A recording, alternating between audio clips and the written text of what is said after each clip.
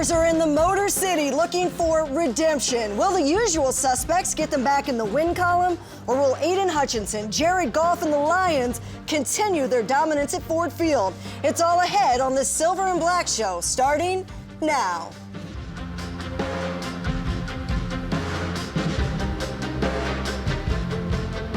Cast of characters getting you ready for Monday Night Football. Raiders corner Amik Robertson tells us how the defense can bounce back. ESPN's Paul Gutierrez takes us inside the Raiders' leadership. Plus, NFL Media's Rhett Lewis tells us what to look for in this matchup.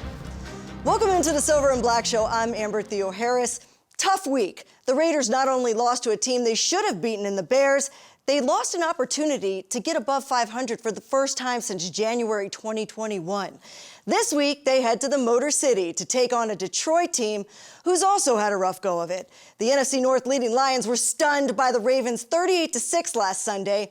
And now, as the Lions and Raiders both lick their wounds, the question is, which team is going to show up Monday hungrier to prove they were anything but the debacle they put on film in Week 7? The good news is parity is alive and well in the NFL in 2023. Everyone is beatable. Just look at Week 7. The one-win Patriots shocked the Bills, and the Vikings, who'd only beaten the Bears and Panthers, snagged one from the 49ers in primetime. It's time for the Raiders to do the same.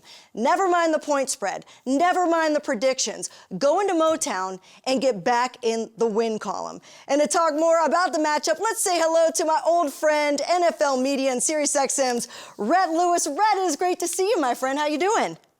Amber, great to be talking ball with you once again. It's been far too long, but excited to talk about these Raiders. You know, after being a part of the Raiders NFL Draft podcast this past spring, I feel invested, especially in some of these younger players that are trying to find their way and make an impact for this Raiders team. And a couple of players from this draft class that I think could definitely be called upon and be relied upon, need to be relied upon to get help turn this thing around here this year. Give me one of them. Who do you think mostly? It's Tyree Wilson. Without question. And look, we love Max. We love Max Crosby. We love the Condor. Love seeing him, you know, with the 6.5 sacks and averaging about a sack a game through this season. But there's got to be somebody else to help along that front to help generate some pass rush.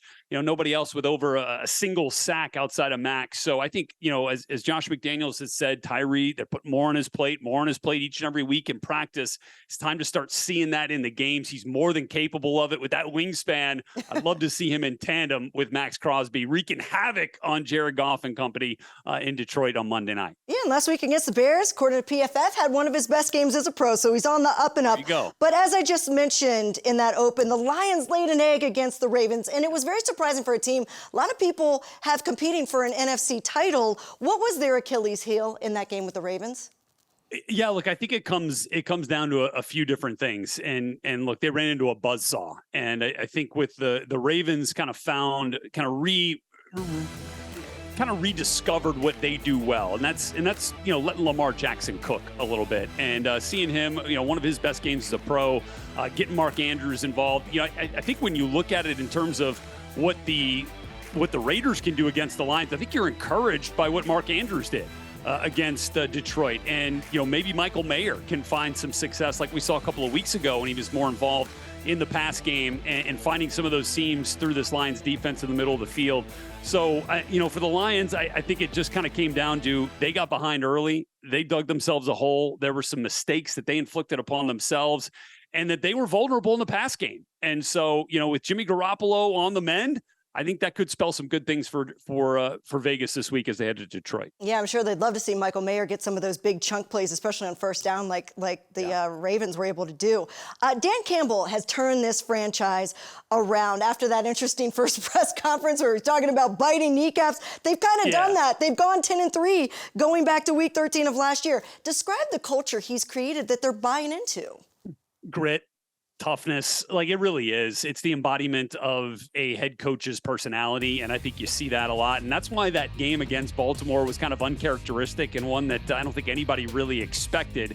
But I think what you can expect is a major bounce back. I think what you can expect is a team that's not going to lose twice and lose the same game twice, I think is the better way to put it. in that loss against Baltimore last week. So I think what you see, also in this Lions team, and one of the reasons for their success, Amber, is a lockstep relationship between head coach and general manager. Brad Holmes, Dan Campbell, understanding from a GM level what the head coach needs. And then the head coach understanding the tasks that the GM has to complete to put the best product out on the field. And by the way, if you go into their draft room, and you watch, some of the reactions that they've had to their recent draft picks, like, you better be careful. Like, Dan Campbell's a tough dude, but he caught an elbow from Brad Holmes when they selected Jahmyr Gibbs with their first pick. I mean, so like those are two physical dudes that I think have the right wavelength together to kind of try to put this thing on the right path to success for Detroit. And I think that's one of the reasons, and there's many, but one of the reasons why they've been so good here over the course of the last 15 games or so. Yeah, you talk about that draft night. Well, Jahmyr Gibbs dropped 126 yards on the Ravens. Right. 58 of, and that was in a losing effort. 58 of those were receiving yards. I'm thinking back to the fact that the Raiders missed Austin Eckler. They missed Aaron Jones because of injuries this year. How do you think the Raiders are going to handle this dual threat rookie? Yeah, so, early on, I think there was great expectation for Jahmyr Gibbs. I mean, you draft the running back, in the top 20, and you're thinking, all right, I mean, this is going to be a dude for us. But it turned out that David Montgomery, who kind of quietly had come over from their division rival, the Chicago Bears, had really assumed that lead back role. And it was in the pass game where Jahmyr Gibbs was finding his most success. He was targeted often earlier in the season and kind of felt like the run game part of the equation for Gibbs was a little bit slower to come along. Well, I think we saw that, that rookie curve is kind of starting to flatten out for Gibbs, and he's starting to hit his stride here a little bit, especially as they rely on him a little more. It kind of feels like he's one of those backs, the more touches he gets, the more explosive he gets. So that will surely be a focus for this Raiders defense this week.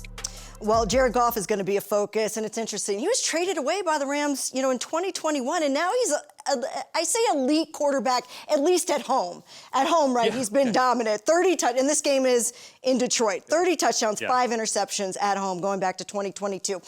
What does he do that is so effective?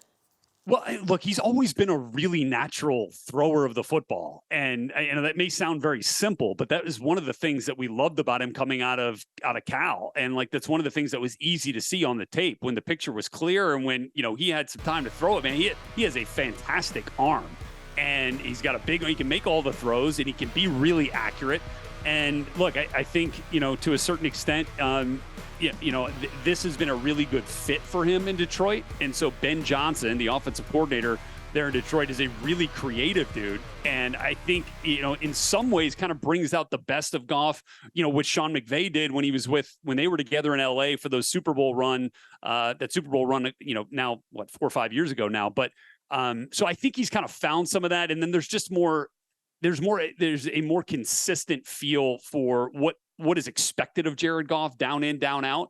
And, he's also buoyed by, again, a nice run game that they had with David Montgomery that they're getting now from Jahmyr Gibbs. He's got some really good intermediate weapons like Amon-Ra St. Brown.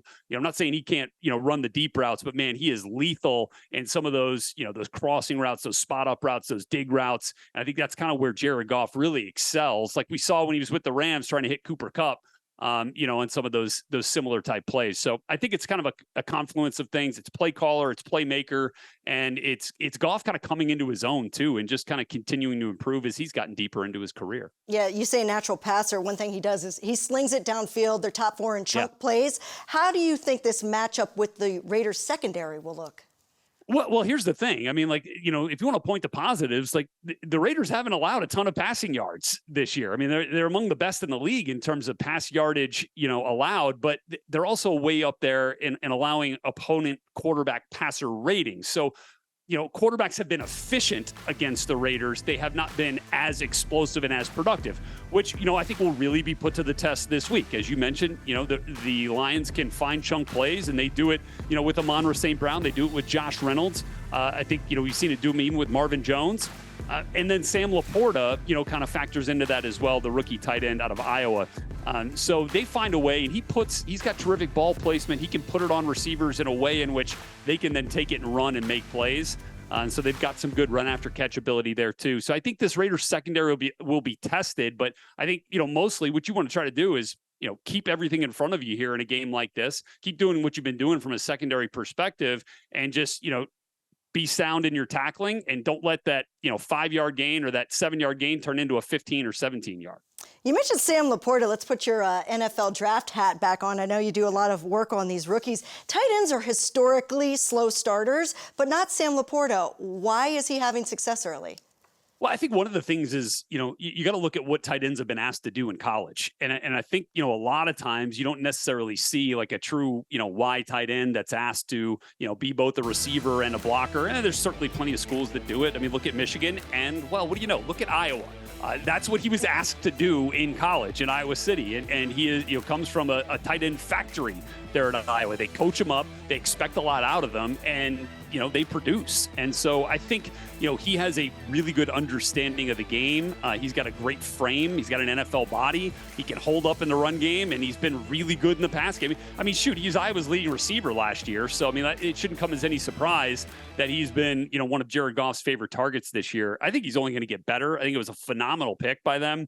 I think it'll be a really fun battle between two really talented rookie tight ends with Michael Mayer and Sam Laporta in this one. Oh, I can't wait. You know what else I can't wait for? Two of the top edge rushers in the game. Aiden Hutchinson, Max Crosby. Who do you think is more crucial to their team's success on Monday night?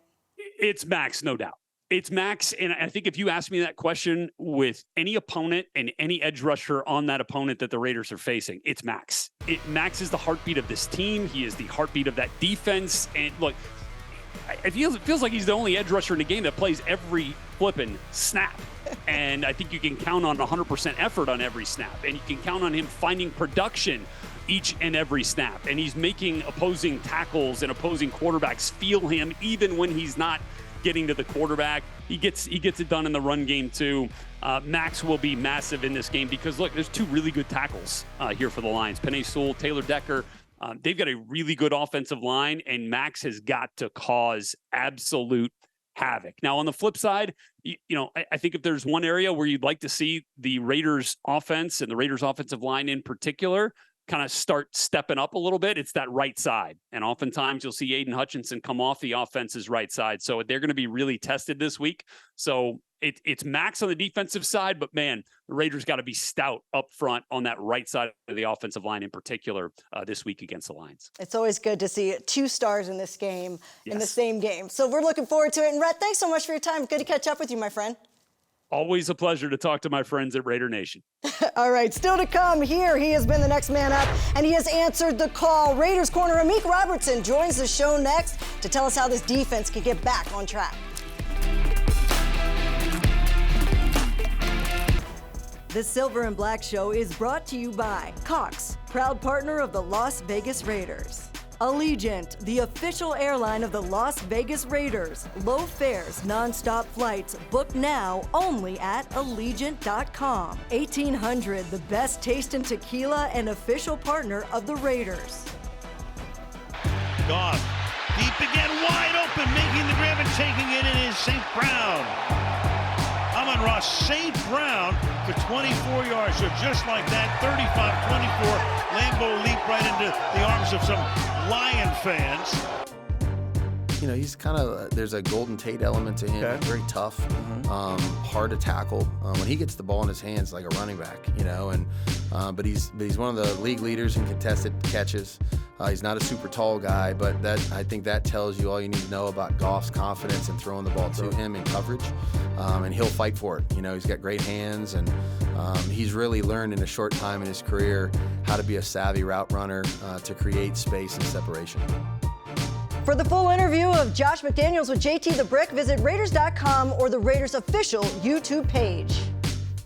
Amon-Ra St. Brown, just one of the many weapons on the Lions' top four offense, but this man right here is charged with stopping them. Amik Robertson now joins the Silver and Black Show. And Amik, it's good to have you here. Thank y'all for having me, man. Glad to be here. Well, after a loss like the Bears, I imagine there's been a lot of messaging to get back on track. What has the messaging been from Josh McDaniels? Just reset. At the end of the day, all us grown men, we know how to take accountability. So just reset, get back to our identity. That's we had a private meeting, and that was the goal. The goal was to reset, to block everything out. This coach believed in this person. More of the story, just reset and get back to our identity. You talk about a private meeting. Was that the leadership of the players? And I know Josh McDaniels said he was going to. Who are the guys that are really stepping up as leaders? Of course, Adams, D.A., Max Crosby, Marcus Epps, Marcus Peters, Nate Hobbs, guys like Josh Jacobs, even Jimmy G. So guys like that, as far as the leaders, it had other guys that, spoke their piece, but it was a meeting that we needed, and everybody was able to take accountability and everybody know what we need to do. And you look, before the Bears game, this defense was really gaining some momentum. How do you get that momentum back, especially going on the road to a place like Detroit? Just get back to what we've been doing. We feel like the Bears game, of course, that's not who we were on both sides of the ball. That's not who we were. The fans, deserve more than that. We deserve more than that. So, like I said, we was able to take accountability and just get back to the basics, man, and continue having fun with it. I think a lot of people, a lot of guys and coaches were just frustrated with that game. And it just didn't go. Bears was a good team. They came out to play. Gotta give them respect. But that wasn't our standard, and we know that. So it's all good. It happens. We move on, and we gotta focus on the next week, and that's the Lions, and that's Monday night. A very important game. You guys gave up a lot of yards to Deontay Foreman, and now you got Jahmyr Gibbs, the rookie, coming in. I imagine at practice, a lot of focus on the run defense. Yeah, they got some great players. Not only him, they got a great coach. Great quarterback, great receiver group. So, like I said, but we also can be a great defense too. We also a great team too. So, we try to, of course, we're gonna focus on those guys, but the main focus is us. Because if we do our job, I think we'll come out successful. I know, but you're still studying film, and I know you see a guy named Amon-Ra St. Brown there. Definitely, great player. He's a great player. What do you see from him? What does he bring to that offense? Very explosive, smart guy. Dynamic with the ball in his hand.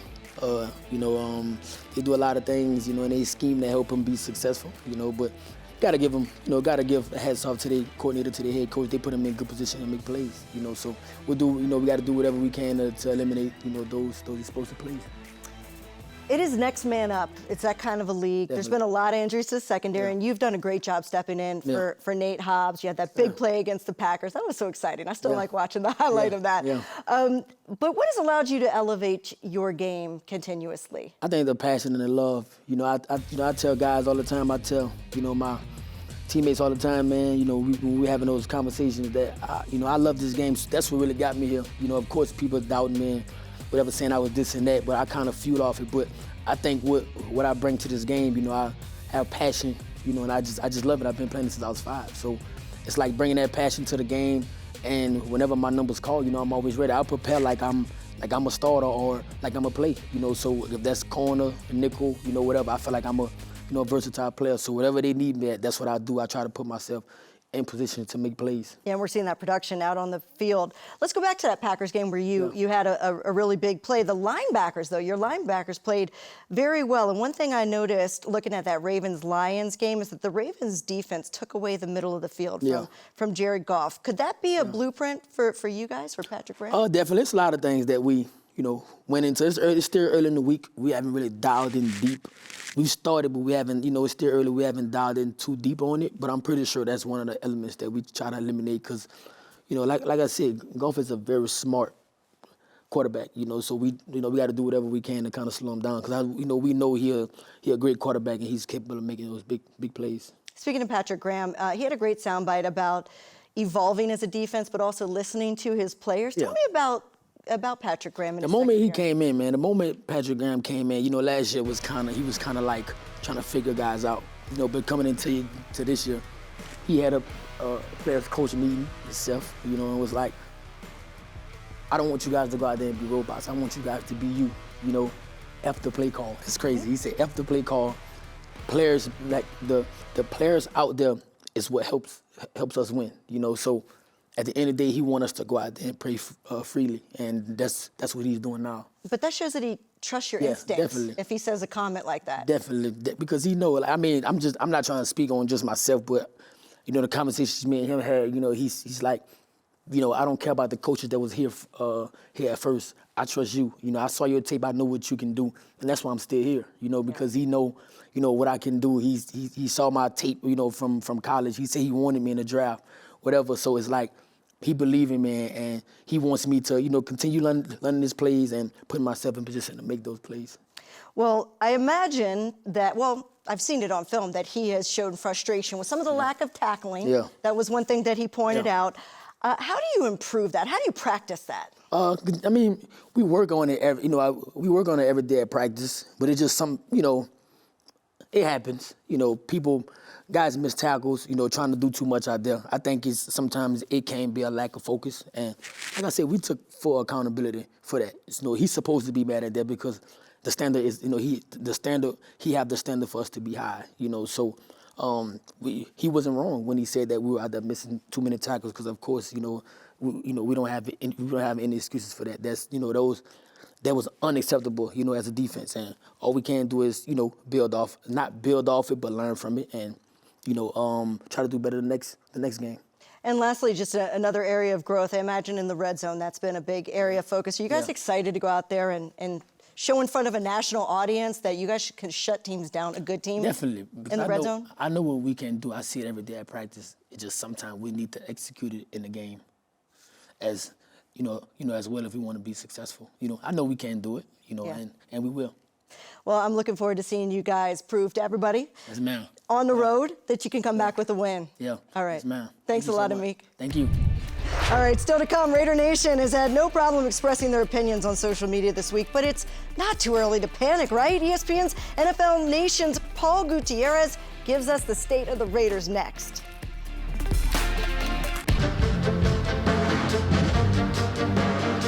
The Raiders head to Ford Field Monday night to show in front of a primetime audience they can compete with a winning team. But first, they had some soul-searching to do this week. To take us inside the locker room, we welcome in Paul Gutierrez. He covers the Raiders for ESPN's NFL Nation. Paul, thanks for being here with us. This was a demoralizing loss to the Bears. What is the temperature of this locker room right now? Yeah, I'll tell you, Amber, it was strange after that game in Chicago going in there and coming off the high of two straight wins, right? That you go in there and you expect to put out a good effort, and it was anything but. They failed in all three phases of the game, and everybody in that locker room and the coaching staff would agree with that. So the temperature is, look, the season's not over. Each game is a season into itself. But when you're going forward, you need to go forward into each game thinking that same way too. So the temperature, it's one of those weird things where it seems like it was an opportunity lost, but you got to be able to learn from that, flush it, and move forward. And if you got the biggest stage in a regular season game looking forward in Monday Night Football, what better chance to try to get yourself right at that point? Yeah, you can definitely make a statement. Josh McDaniels, he said he's going to lean on leadership. But my question is, where do the leaders stand? I know you spoke to Davante Adams after the Bears' loss. Yeah, it's one of those things where the captains, they want to take things onto themselves. They're not going to do any finger pointing. That's not what a captain does, right? Whether it's Max Crosby or Davante or the quarterbacks or whoever it is. In talking with Davante, he took a lot of the heat onto himself, which a captain is going to do, rightly, wrongly, indifferently, whatever. So in terms of the captains, they need to not only be on the same page as each other, but they've got to be able to lead going forward and showing them, whichever way they're going, they all have to be going and pulling in the same direction. So from a captain's standpoint, that's what they need to do, is to make sure that, A, they understand what the mission is, what the game plan is, and put that best foot forward. That last shot, we just saw Jimmy Garoppolo. Where is Jimmy Garoppolo in all of this? Is it hard for him to be a leader when he's injured and he's new to the team? Where does he stand? No doubt, and that's the thing about the quarterback position, right? It's the most high-profile position in all team sports. The quarterback gets way too much credit when things go right, way too much of the blame when they're going wrong, and it's real simple. He's missed 2.5 games of the Raiders' first 7 games by injury. That's nobody's fault per se, but it is what it is. So it's kind of hard to lead from the bench, so to speak. But you did see it at the end of that game in Chicago. I got a picture. I tweeted it out of he and Davante sitting on the bench. You saw a big boom mic kind of hanging over them, like, okay, is this for some sort of behind-the-scenes thing here? It'll be interesting to be a fly on the wall for that conversation. But, yeah, it's kind of tough for Jimmy to be leading when he's not actually out there on the field, because that's what his bio basically said, right, was that he was just a winner. Guys followed him. He's a leader. You got to be out there and doing it, though, to be able to do that. I know you have social media accounts. I have social media accounts. They have been flooded. Raider Nation has been very vocal about the direction of this team this week. Yeah. Is there criticism premature based on your understanding of Josh McDaniels and Dave Ziegler's long-term vision? No, because if you're a fan, right, that's what is fans short for? Fanatic. They're always going to be right. They're the ones that are paying the tickets, the ticket prices, and traveling and going to see things. And when you see an effort or lack thereof, like we saw in Chicago, yeah, they're going to be angry about it. They're not seeing the progress that they envisioned was going to happen. And it's real too simple and to try to go back and say, okay, well, this was a playoff team 2 years ago. Yes, it was, but there were a lot of things that were being hidden by smoke and mirrors going forward. The owner, he allowed this team to kind of go forward and put their own stamp on it. So the fans are frustrated because they're not seeing that advancement of the offense going forward, because that's what he was brought in to do, Josh McDaniels. So there is some warranted criticism. There's a lot of frustration that, yeah, when you're playing, you're putting a product out there like that and you're paying your good hard money, of course the fans are going to have something to say about that. And making a change at quarterback was one of their big decisions that Josh and Dave made. You are reporting that Garoppolo is expected to play Monday. Why is this offense taking so long to click, especially since the idea was that Jimmy knows the system. He knows McDaniel's system. That's the $72.75 million question, right? I mean, that's what they signed Jimmy for, around that number anyway. Yeah, it's a story. I don't want to scoop myself here, but that's a story I'm working on, is what is taking us. They've got all pros at receiver and all pro at running back. They only made one real change on the offensive line, and things just are not clicking. And then when you bring in a quarterback who has experience in the system, it seemed like it would be a seamless transition anyway, and it's just not happening. Is that play calling? Is that the opponents they're facing? It's a little bit of everything, and the truth is usually kind of right in the middle there. So yeah, that's the big question, and the sooner they can get this thing figured out, we're already going to be nearing the halfway point of a season, so they need to get this thing figured out quickly before the season gets away from them. Yeah, and you mentioned there was only one change in personnel on the offensive line. Last year, the Raiders had one of the best rushing attacks in the NFL, and now they have the worst. They're dead last. Why do you think specifically the drastic decline in the run game? Again, too easy to go back and just say, well, that's because Josh Jacobs sat out the entirety of the offseason program, the exhibition season, and all of training camp. That's so far away that it doesn't matter anymore now. He's in game shape now. Again, one of those strange questions. This is the offensive line early on was having trouble sustaining blocks, having trouble protecting the quarterback. We saw that. And the simple answer to that really is that this was the way we expected the offensive line to play last year. Last year, it was a pleasant surprise. It opened up enough holes for Josh Jacobs to lead the league in rushing and become all-pro and lead the league in rushing Raider for the first time since Marcus Allen back in '85. So, again, you only make one change on that offensive line. It shouldn't have this drastic of an effect. So, again, the offense, the line, to me, everything begins and ends with that offensive line and winning in the trenches. And as Coach Josh McDaniels has said often, that's where games are won and lost too. So that's the easy part, to just point at that and look at it. But you can't really pinpoint exactly what's going wrong there either. Let's talk about this defense. The Lions have a top 4 passing offense. Give us an update on the Raiders' cornerback situation. I know there's a lot of injuries, and quite frankly, there was a lot of questions about the all-around effort after that Bears game. Yeah, and that was one of the questions coming into the season was they signed a couple of guys. They drafted a couple of guys, and when they're not out there on the field, whether it's Jacorian Bennett, the rookie, who has been tested mightily this season, and again, he's a rookie. You got Marcus Peters on the other side, a guy who has a lot of pick sixes in his career, and we have yet to see one this season. A couple of kind of fallen through his hands. So it's again, it seems like it's a work in progress, and it shouldn't be. So that, going back to what we were talking about earlier with the fans, that's where the frustration is kind of boiling up from, I believe, is that you have these pieces in place that just are not coming forward and making it work and making it happen. So when you're talking specifically about the cornerback position, still a work in progress, and yet should it be 7-8 games into the season? I don't know. And I think you could say the same thing about the rookie pass rusher and Tyree Wilson. But here's a little good news. According to PFF, according to their metrics, he had one of his best games so far as a pro against the Bears. How important is it for this defense that he continues to show progress? It's everything. It's everything in the world. I mean, and again, fans are going to look at this a certain way and go, well, he was a number 7 overall draft pick. He should be an immediate impact player. That wasn't the case when they drafted him. They knew that he was going to take a while to get himself into game shape coming off the surgery on his foot last season. So the fact that he's actually showing some progress, and hey, whatever it is, he did get his first career sack. And I talked to him a little bit after the game, and he laughed about it. And he knew what happened. He knew he got the sack when he was able to tackle and knock the quarterback out of bounds behind the line of scrimmage. Not exactly how you write it up, but that's everything, because he is the future. That's why they drafted him number 7 overall. And as long as he gets his wind and he gets the game shape back going for him, that's going to be huge, because not only is that good for himself, that's going to open things up for Max Crosby on the other side, because Max, he's taking on doubles and triple teams and chip blocks and everything else that's going on out there. If you got a legit force on the other side of that defensive line, that's nothing but good things. And that, you know what else that's going to help? That's going to help those cornerbacks we were talking about earlier, because pass rush helps coverage, coverage helps pass rush. Paul Gutierrez. is. Thanks so much for being here with us. We appreciate it. Thanks, Amber. Coming up ahead, and one last thing, it's time for the Raiders to change the narrative, and it starts with putting something good on film. We'll explain next on the Silver and Black Show.